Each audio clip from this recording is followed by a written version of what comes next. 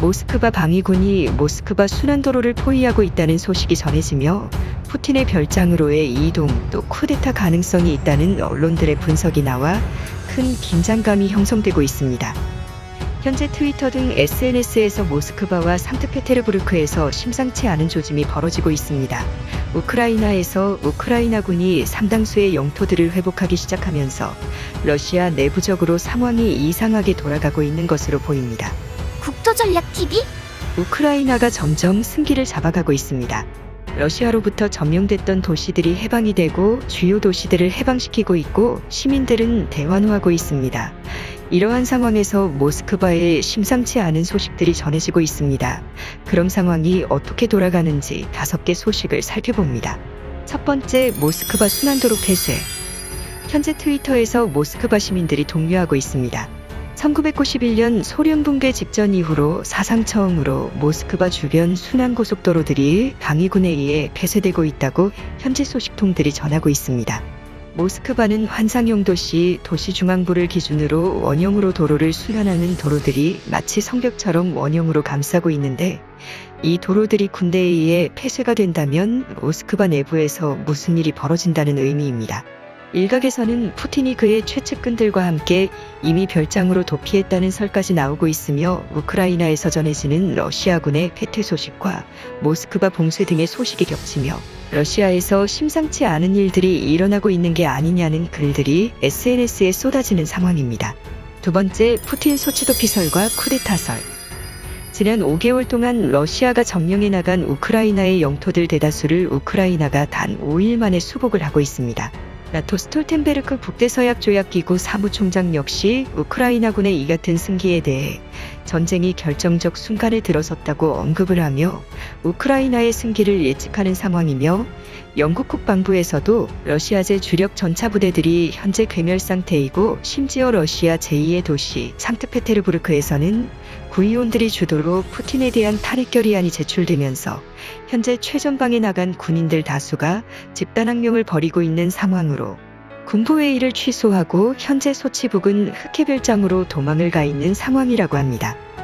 이러한 상황을 비추어 볼 때 상트페테르부르크에서의 탄핵안 제출, 집단항명 소동, 푸틴의 흑해별장으로의 탈출, 모스크바 도로 폐쇄 등의 순서로 살펴볼 때 조만간 거대한 쿠데타가 모스크바에서 발생할 가능성이 있는 게 아니냐는 분석이 나옵니다. 뿐만 아니라 현재 러시아에서는 푸틴의 충성파 카디로프가 크렘린을 전면 비판했으며 모스크바 의원들 역시 일치된 의견으로 즉각적인 푸틴 퇴진 촉구에 나선 상황입니다. 또한 국정원에 해당하는 러시아 FSB와 크렘린궁 사이에 사상 초유의 긴장감이 흐르고 있고 전직 FSB 장교 그룹인 실로비키 집단 역시 푸틴의 후임 지도자를 논의하고 있어 전문가들은 현재 모스크바의 쿠데타가 임박하고 있다는 분석을 내놓고 있어 사상 초유의 긴장감이 모스크바에 흐르고 있습니다. 세 번째, 민주주의 러시아의 탄생 가능성. 상트페테르부르크는 러시아에서도 매우 상징적인 장소입니다. 러시아에서 가장 엘리트가 많이 몰려있는 도시로 러시아의 정신적 지주 역할을 하는 도시입니다. 모스크바가 러시아의 종교와 정치의 중심지라면 상트페테르부르크는 러시아의 문학의 중심지로 평가됩니다. 때문에 최근 모스크바 지방의원들의 푸틴에 대한 탄핵 결의안 반역 제목으로 푸틴을 기소 촉구한 사건이 발생하면서 러시아에 깨어있는 지성인들의 전반적인 시각을 알 수 있는 사건으로 평가됩니다. 때문에 푸틴은 이번 우크라이나전에서 패전하게 될 경우 그에 대한 책임으로 건좌에서 물러날 수밖에 없는 상황이고 더 이상 모스크바는 푸틴을 중심으로 한 민족주의, 극우주의는 지지받기 어려울 것이라는 분석이 나옵니다. 그 대안으로 나발리라는 상징적인 인물, 푸틴으로부터 독살을 당하려다가 가까스로 되살아난 푸틴의 정적인 나발리가 민주주의 러시아의 대표적 상징성을 띤 지도자로 등장하게 될 가능성이 높습니다. 현재 그는 푸틴으로부터 독살당할 뻔했다가 현재는 감옥에 수감 중이며 서방의 정보기관, 언론, 러시아의 시민단체들이 늘 그의 행방과 안전을 주시하며 그를 보호하고 있는 상황입니다.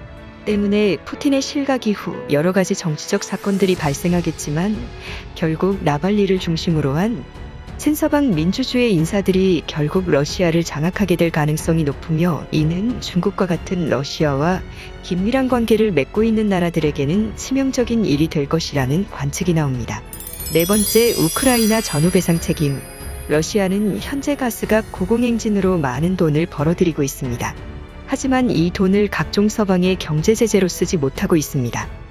결국 러시아가 푸틴을 몰아내게 된다면 현재의 러시아를 뒤엎는 새로운 정체성의 국가를 건국하지 않는 이상 우크라이나의 막대한 전후 배상 책임을 물어야 할 것으로 보입니다. 사실상 전쟁에서 벌어들인 돈을 우크라이나에 돌려줘야 할 것으로 분석됩니다. 때문에 러시아는 민주주의 체제 변혁 이후에도 경제난에 시달릴 가능성이 있어 그동안 분쟁이 있었던 영토들에 대한 매각이 추진될 수 있을 것이라는 분석이 제기됩니다. 대표적으로 크림반도와 도네츠크 지역의 우크라이나로의 반환, 그리고 카프카스 지방에서 조지아와 갈등을 빚고 있는 영토 반환, 또 일본의 쿠릴열도 5개 섬의 반환이 이뤄질 수 있을 것이라는 분석이 제기되며 한국과 미협이 된 록둔도의 반환도 한국이 이끌어낼 수 있을 것이라는 분석이 제기됩니다. 한국은 녹둔도 반환에 대한 러시아와의 테이블을 만들려 했으나 급작스러운 소련 붕괴로 인해 타이밍을 놓쳐버린 상황이지만 여전히 러시아로부터 받아내야 할 옛고토처럼 여겨지고 있습니다. 심지어 푸틴의 사상적 밑바탕을 제공한 알렉산드르 두긴 역시 일본과 러시아가 갈등을 빚는 쿠릴열도 5개 섬에 대해서는 일본에게 반환을 하고 러시아가 경제적 이권을 얻는 편이 좋다는 분석을 내놓아 한때 푸틴은 일본의 쿠릴열도 반환을 할 뻔했으나 실패한 상황입니다. 이와 마찬가지로 한국 역시 녹둔도에 관한 러시아와의 협의 테이블이 만들어질 수 있도록 해야 한다는 지적이 나옵니다. 만약 녹둔도가 반환된다면 러시아가 한국으로 지불해야 한 채무탕감 등의 혜택이 이뤄질 수 있고 양국 관계가 더욱 돈독해질 수 있을 것이란 관측이 나옵니다. 분명한 점은 러시아는 푸틴이 실각하게 된다면 중국과 관계가 멀어질 수밖에 없다는 점입니다. 5번째, 중국과 러시아의 디커플링. 푸틴의 러시아는 중국과 매우 친밀했습니다. 그러나 나발리 등 러시아의 민주주의 친서방 세력이 권력을 장악하게 될 경우 러시아는 중국과 디커플링 될 수밖에 없을 것으로 분석됩니다. 문제는 우크라이나전으로 힘을 잃은 러시아가 중국과 대항하려면 손을 잡아야 하는 나라는 다름 아닌 한국이라는 점입니다. 현재 러시아는 무기를 소진해 심지어 북한에 의존을 하고 있는 상황이며 체면을 많이 구겨버린 상황입니다. 이 때문에 과거 푸틴 정권 이전 일친 대통령 시절 추진됐던 불곰 사업이 다시 재추진되면서 양국 간 군사교류가 더욱 활성화돼 중국을 견제하는 우방관계가 다시금 형성될 수 있을 것이라는 분석이 제기됩니다. 분명한 점은 러시아와 한국의 우호협력 관계는 2014년 러시아가 우크라이나 크림반도를 침공하기 직전까지 일친 대통령 시절 체결됐던 조약들이 대부분인 상황입니다. 그러나 2014년 러시아가 우크라이나 크림반도를 강제 병합한 이후로부터는 한국과의 협력이 중단될 뿐 아니라 한국의 방공식 별구역 침공 등이 이뤄지면서 양국 간의 불필요한 긴장감이 형성됐었습니다. 이러한 상황에서 러시아의 민주주의 체제가 들어서고 전체주의적 지도 시스템이 붕괴된다면 다시금 러시아가 옐친 시대에 준하는 우호협력 관계가 다시금 재탄생할 것으로 보입니다.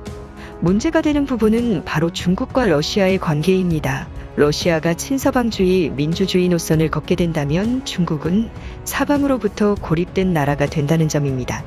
현재 중국은 대만을 침공하기 위한 온가지 방법을 동원하고 있는 상황이며 러시아와의 협력을 통해 서방의 경제적 압박을 최소화하기 위한 노력을 기울이고 있고 러시아로부터 몽골을 관통하는 가스관을 새롭게 신설해 러시아로부터 싼값의 가스를 의존하고 있는 상황인데 러시아가 다시 친서방주의 노선을 걷게 되면 중국과 경제적으로 디커플링 될 수밖에 없을 것으로 분석됩니다.